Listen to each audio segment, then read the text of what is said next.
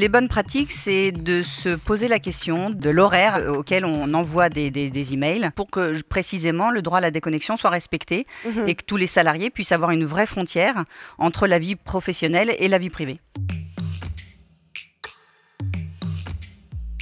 Vous avez envie de jeter votre ordinateur par la fenêtre, marre de répondre à des emails à 11 h du soir. Oui, mais voilà, pour vous, entrepreneurs, salariés, difficile de dire non.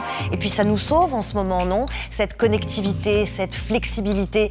À l'heure du télétravail, comment concilier vie professionnelle et vie personnelle? Comment éviter le burn-out? Où en sommes-nous du droit à la déconnexion? Réponse d'une experte. Portrait. Sonia Moreau est avocate au barreau de Paris depuis 2004 et conseille de grandes entreprises françaises et internationales sur l'ensemble des problématiques du droit social. Fidèle au cabinet Auguste de Bouzy, qui l'a vu débuter comme stagiaire, elle est devenue en quelques années une experte reconnue par les médias et les grandes entreprises pour tout ce qui touche à l'organisation et l'aménagement de la durée du travail. Au moment où le télétravail vient bouleverser l'univers des salariés et des entreprises, où les frontières entre la vie privée et la vie professionnelle se brouillent, et où l'employeur et le salarié doivent trouver un nouvel équilibre, Sonia Moreau apporte un éclairage précieux sur le droit à la déconnexion, là où le Code du travail fixe encore peu de règles.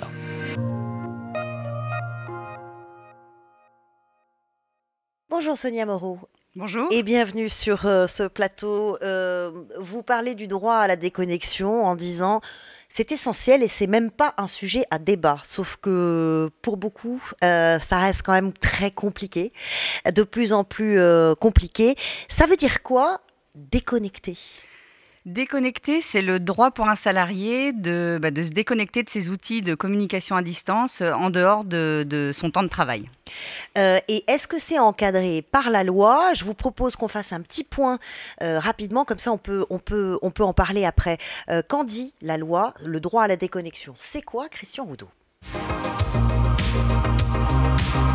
Sur la question de la déconnexion, le Code du travail est du genre très succinct. Une dizaine de lignes tout au plus qui découlent de la loi El Khomri du 8 août 2016. La France de François Hollande est alors le premier pays au monde à légiférer sur le sujet.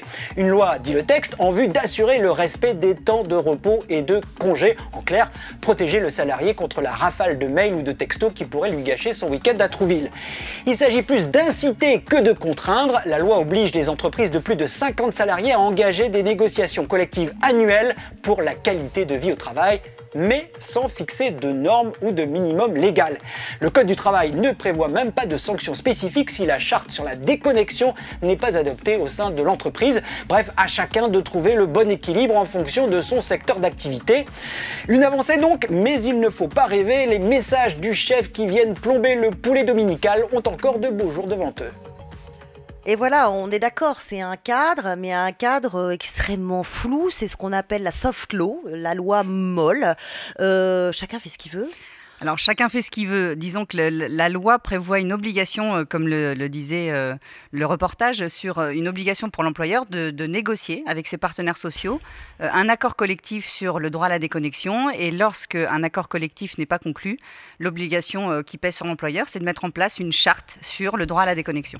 Oui, mais cet accord collectif, cette charte, par exemple, il y a des règles, 35 heures de repos consécutives le week-end, 11 heures entre chaque journée. Bon, si c'est pas respecté, il se passe quoi? Alors, il y a deux choses. Il y a d'un côté le droit à la déconnexion et de l'autre côté les durées minimales de repos. Ouais. Les durées minimales de repos, elles sont sanctionnées quand elles ne sont pas respectées par l'employeur. Et finalement, le droit à la déconnexion, c'est l'obligation de rendre effective un droit pour le salarié à se déconnecter pour justement pouvoir respecter ces durées minimales de repos. Bon, ça veut dire des bonnes pratiques. Des bonnes pratiques. Mais alors quoi, par exemple? Alors après, on le voit dans la diversité des accords collectifs qui sont signés dans les entreprises. Chaque entreprise a un état des lieux qui est fait par rapport à son activité. Et en fonction de son activité, l'entreprise va discuter avec les partenaires sociaux pour déterminer, en fonction de ses spécificités, quels sont les guides de bonnes pratiques qui peuvent être mis en œuvre pour assurer l'effectivité de ce droit. Alors, il y avait ce cadre et ces bonnes pratiques en général, avec plus ou moins de bonne volonté selon les entreprises, des métiers où c'est difficile aussi à déterminer. Et puis surtout, cette crise sanitaire, ce confinement qui a bouleversé toutes les règles avec le télétravail qui est venu s'installer comme la norme. difficile de compter les heures. Je vous propose de remonter le temps. On va aller en 1972 au siège de Gervais Danone et voilà comment on faisait pour compter les heures. Regardez. Levallois, 8h30. Un immeuble de bureaux impersonnel. Le siège de Gervais Danone, autrefois situé au pont de Neuilly. En 1972, la direction de l'entreprise adopte, après consultation du comité d'entreprise, les horaires souples. Désormais, les gens arrivent quand ils veulent le matin, entre 7h30 et 9h15, et repartent quand ils veulent le soir, entre 16h30 et 18h30. On est là à peu près dans les premières, 7h30. Vous habitez loin ? Aulnay-sous-Bois, ça fait 25 km à peu près. Le compteur contrôle le temps de présence de chacun. Vous introduisez votre badge, il se met en route. En face de votre nom, il indique le nombre d'heures que vous avez effectuées depuis le début du mois.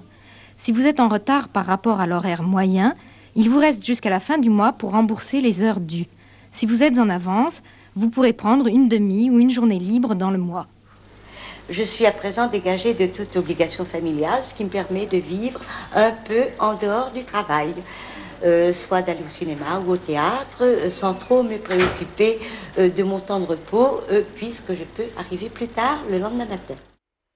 Alors, introduction d'une certaine souplesse quand même pour l'époque. Est-ce que vous trouvez que ces machines sont archaïques ou pas ? Alors, archaïque, non. C'est vrai que c'était le principe de l'horaire variable. C'était la possibilité, finalement, d'avoir une plage d'arrivée qui est assez souple, des plages fixes pendant lesquelles tous les salariés sont à leur poste, et une plage, pareil, variable le soir pour quitter l'entreprise.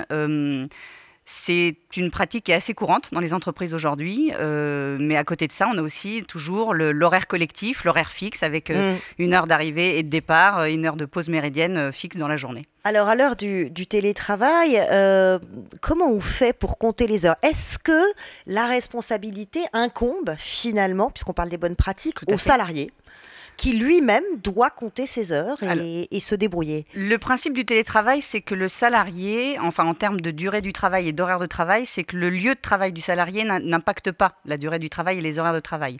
Autrement dit, un salarié qui va travailler depuis son domicile devra travailler de la même manière que s'il était amené à travailler depuis les locaux de travail. Donc, Oui, mais très franchement, est-ce qu'il a le droit de dire je vais couper ma réunion visio parce que ça y est, j'ai fait mes 11 heures hebdomadaires ? Alors non, c'est pas comme ça que ça se passe. Non. On est bien d'accord. Mais alors après, ça dépend de quel type de salarié on parle. Si on parle de salariés qui sont soumis à un horaire collectif, les horaires sont fixes. Après, au-delà de l'horaire, ce sont les heures supplémentaires.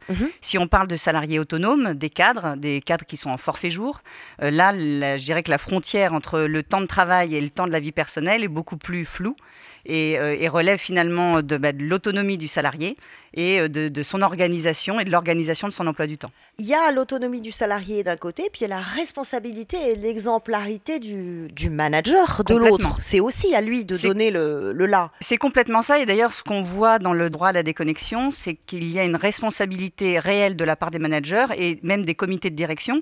C'est vraiment une obligation qui est descendante. C'est-à-dire qu'il faut que les comités de direction, que les managers montrent l'exemple, montrent qu'ils ne sont pas attachés à leurs outils de communication à distance, de manière à ce que ça puisse finalement se répercuter sur leurs équipes et qu'il y ait un équilibre qui s'établisse entre la vie privée et la vie professionnelle. Alors, cet équilibre, quand même, on a bien vu, on a bien constaté ces dernières semaines, ces derniers mois, que c'était extrêmement compliqué parce que c'est pas qu'une question d'heures, c'est une question d'environnement, de frontières entre ce qui est professionnel, personnel.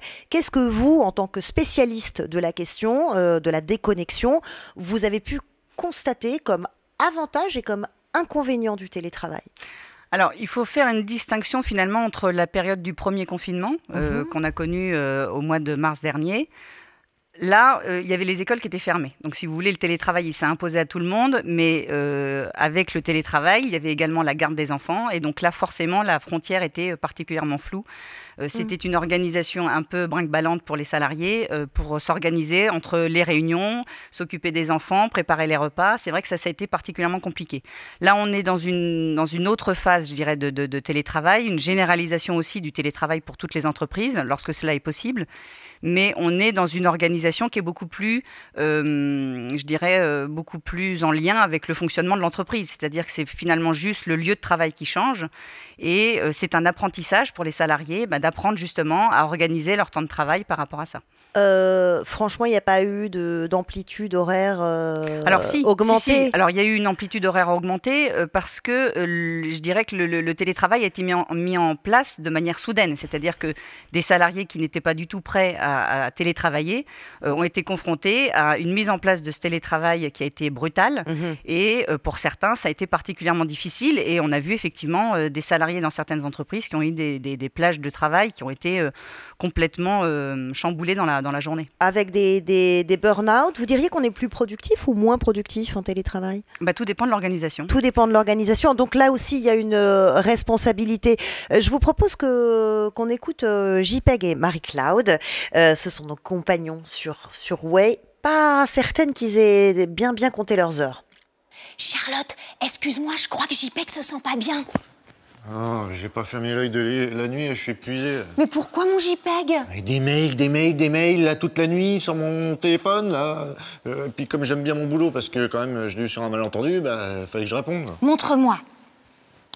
Devenez bilingue en 2 mois, découvrez le Limousin à chevaux, devenez coiffeuse à domicile pour 1 € par jour. Et JPEG, c'est des spams, ça demande pas de réponse. Oh, tu me rassures, alors. Et pour la coiffeuse, là, je savais vraiment pas quoi répondre. Ben non, c'est pas toujours quoi répondre. Et puis surtout, on n'a pas envie de répondre à un mail à 21 h. Alors évidemment, quand on répond pas, c'est risqué d'être mal vu. Et en même temps, on se dit, au contraire, il faut absolument que je réponde parce que c'est mon patron qui m'écrit à 21 h. Ça dépend des entreprises. En réalité, ce qu'on constate, c'est que les entreprises, en général, quand elles font l'état des lieux de la situation du télétravail, ou en tout cas du droit à la déconnexion de manière générale dans l'entreprise, c'est de pouvoir finalement mettre en place des guides de bonne pratique, des séances de sensibilisation, de formation des managers surtout. Mais le problème, c'est comme... Pour le droit à la déconnexion dans la loi Khomri, il y a eu des négociations interprofessionnelles sur le télétravail cette fois-ci. Tout le monde s'est réuni, ça a duré des semaines. On a abouti sur un accord cadre que beaucoup de confrères dénoncent comme étant une mascarade parce que c'est encore, c'est une norme. Et puis au final, chacun fait ce qu'il veut. Chacun fait ce qu'il veut, mais chacun va adapter le télétravail ou le droit à la déconnexion à son propre fonctionnement. Une entreprise qui fonctionne à l'international ne va nécessairement pas avoir les mêmes besoins et les mêmes contraintes qu'une entreprise dans l'industrie où les horaires seront beaucoup plus faciles à respecter parce qu'il n'y aura justement pas de communication à distance et de besoin d'utilisation des outils de communication mais comment moi, salarié, collaborateur, je fais valoir mon droit à la déconnexion? À quel moment je dis non, stop, ça suffit? Alors, le principe, c'est que le salarié, avec le droit à la déconnexion, a le droit de ne pas répondre. C'est-à-dire que quand il reçoit un mail à 23 h, il n'est pas obligé de répondre à ce mail-là, sauf urgence. Et ça, c'est ce que prévoit la plupart des accords sur le droit à la déconnexion. C'est définir l'urgence. C'est ça, c'est définir l'urgence, mais on le voit dans certains accords, les situations d'urgence sont définies.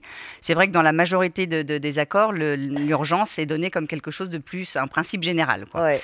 Mais après, c'est finalement à travers les formations des managers qu'on voit apparaître justement des traductions en pratique de ces situations d'urgence qui imposeraient aux salariés de répondre. Et puis après, des guides de bonne pratique sur... notamment l'envoi des emails, par exemple, de se poser la question, est-ce que lorsque j'envoie un email à 23 h, est-ce que je n'impose pas finalement à mon salarié, à mon collaborateur, de répondre dans la minute.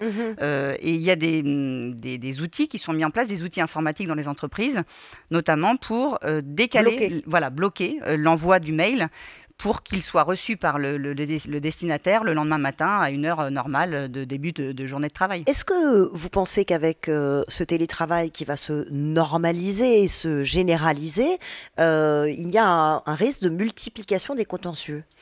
Alors, sur le droit à la déconnexion, pas réellement. En réalité, les contentieux qui ont lieu en lien avec le télétravail sont souvent des contentieux qui sont liés à la durée du travail, au temps de travail et au dépassement des durées du travail. Et ça, on peut le faire réellement, le faire valoir auprès de sa direction. On peut tout à fait le faire valoir auprès de sa direction et puis après devant le juge, quand il y a un contentieux, pour demander le paiement d'heures supplémentaires ou le paiement de dommages d'intérêt pour un salarié notamment au forfait jour qui aurait des journées de travail à rallonge qui ne seraient pas écoutées par sa direction si jamais il devait travailler trop. Mais avant d'en arriver au contentieux, comment est-ce qu'on peut trouver un compromis? Quel conseil vous donnez aux salariés? Alors après, c'est de se rapprocher des partenaires sociaux, des élus, des représentants du personnel pour exposer sa situation et puis voir si jamais il y a un problème plus général à ce sujet-là dans l'entreprise. En général, c'est les partenaires sociaux et les représentants élus qui font remonter ces problématiques-là à la direction. Et aux entrepreneurs indépendants, qu'est-ce qu'ils peuvent faire? Il y a des outils aujourd'hui, hein, il y a des apps, des timesheets, comme on dit, très pratiques, où on met le compteur finalement chez nous et puis on comptabilise 8 heures égale une journée. On a le droit, c'est des bonnes pratiques que vous conseilleriez? Alors, ça dépend des salariés. Ceux qui sont, encore une fois, à l'horaire collectif, là, il y a des heures de début, il y a des heures de fin et les heures sont encadrées dans cet horaire. Pour les salariés qui sont autonomes, là, il n'y a plus d'horaire. Les seules contraintes qui pèsent sur l'employeur, c'est de contrôler que ces salariés-là bénéficient des temps minimum de repos entre 2 journées de travail, 11 heures consécutives ou 35 heures consécutives le week-end. Une bonne pratique, ça veut dire que ce soit écrit noir sur blanc quelque part, qu'il y ait une discussion au préalable, que ce soit vraiment noir sur blanc, quoi. Alors que ce soit noir sur blanc ou que ça donne lieu à des formations des managers pour leur expliquer comment ça doit fonctionner dans l'entreprise pour que précisément le droit à la déconnexion soit respecté et que tous les salariés puissent avoir une vraie frontière entre la vie professionnelle et la vie privée. Merci beaucoup Sonia Moreau d'être venue nous éclairer sur ce temps de travail, ce droit à la déconnexion. On entend bien que les frontières sont encore floues, mais que finalement la responsabilité repose sur chacun d'entre nous, que l'on soit salarié ou patron, et que voilà, il faut respecter ces bonnes pratiques si l'on veut travailler dans la bonne intelligence et en bonne santé aussi, parce qu'il s'agit de ça. Merci beaucoup, maître. Merci. Je rappelle que vous êtes avocate. Merci beaucoup Sonia Moreau d'être venue sur le plateau de Way. Way, ça continue maintenant et tout le temps, c'est quand vous voulez. Abonnez-vous à Way sur la chaîne YouTube de Salesforce. Vous y retrouverez nos invités, nos chroniqueurs. Activez la petite cloche et dites-nous ce que vous en pensez. Nous lisons vos messages, nous les prenons en compte. Rejoignez-nous sur Way.